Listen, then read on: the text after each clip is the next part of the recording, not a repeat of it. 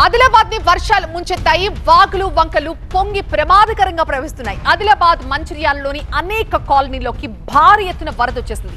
ఇళ్లల్లో సామాన్లని కూడా తడిసిపోయాయి. అటు జలపాతాలు సైతం చాలా ఉధృతంగా ప్రవహిస్తున్నాయి. మరో 2 రోజుల పాటు భారీ వర్షాల అలర్ట్ ని వాతావరణ శాఖ ఇవ్వడంతో ప్రజలు కూడా అప్రమత్తంగా ఉండాలని అధికారులు హెచ్చరిస్తున్నారు. ఆదిలాబాద్ లో వర్షాలు వరదలపై మరిన్ని డీటెయిల్స్ మా కరెస్పాండెంట్ నరేష్ అందిస్తారు.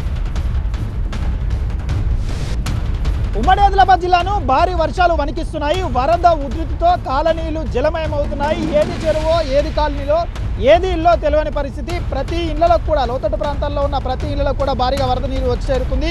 జలపాతాలు అయితే ఉగ్రరూపం దాలుస్తున్నాయి. జలపాతాల వద్ద వరద ఉధృతి ఓరుగా కనిపిస్తుంది. ప్రస్తుతం ఉమ్మడి ఆదిలాబాద్ జిల్లాలోని ఆదిలాబాద్, నిర్మల్, ఇటు మంచిర్యాల జిల్లాలను వరుణ ప్రతాపం వణికిస్తున్న పరిస్థితి. బయటకు వెళ్తేనే పూర్తిగా నడుములోతు నీళ్లు ప్రధాన రహదారి మీద కనిపిస్తున్నాయి. వర్ష బీభత్సం ఇంకా వీడడం లేదు. కాస్త తగ్గినట్టే తగ్గి వర్షం మళ్ళీ కంటిన్యూ అవుతుంది. ఈ జోరు వానలతో బయటకి జనం వచ్చేందుకు కూడా భయపడుతున్న పరిస్థితులు కనిపిస్తున్నాయి. నిన్న కురిసిన భారీ వర్షంకు తోడు ఎగువన మహారాష్ట్రలో కురిసిన వర్షాలతో వరద బీభత్సం కంటిన్యూ అవుతుంది. ఇటు పొచ్చెర జలపాతం, గుంటాల జలపాతాలకి భారీగా వరద నీరు పోటెత్తుతుంది. మరోవైపు 3,66,050 క్యూసెక్ల వరద నీరు ఎల్లంపల్లికి వచ్చి చేరుతుంది. దీంతో దాదాపు 35 గేట్లు ఎత్తి 3,29,816 క్యూసెక్ల వరద నీటిని దిగువగలుతున్నారు. అంటే ఏ స్థాయిలో వరద కంటిన్యూ అవుతుందో అర్థం చేసుకోవచ్చు. ఈ కారణంగా మంచిర్యాల జిల్లా ముంపుకు గురవుతుంది. మంచిర్యాలలో ప్రధాన కాలనీలు, లోతట్టు ప్రాంతాలన్నీ కూడా జలమయం అవుతున్న పరిస్థితులు కనిపిస్తున్నాయి. ఇటు సాత్నాల, మత్తడివాగు, స్వర్ణ ప్రాజెక్టు, ఏ ప్రాజెక్టు చూసినా కూడా భారీ వరదలతో నిండు కుండలా తలపిస్తున్నాయి.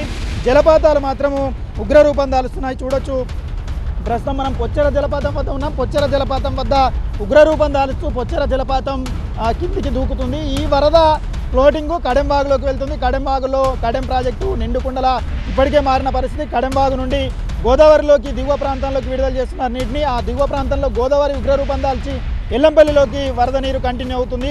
ఎల్లంపల్లిలో దాదాపు 35 గేట్లు ఎత్తి 3,99,000కు పైగా క్యూసెక్ల వరద నీటిని దిగువగలుతున్నారు. ఈ లెక్కన మంచిర్యాలకు ముంపు పొంచి ఉందన్న వాతావరణ శాఖ అధికారులు, అటువైపు అధికారులు, రెవెన్యూకు సంబంధించిన అధికారులు ఇప్పటికే హెచ్చరికలు జారీ చేశారు.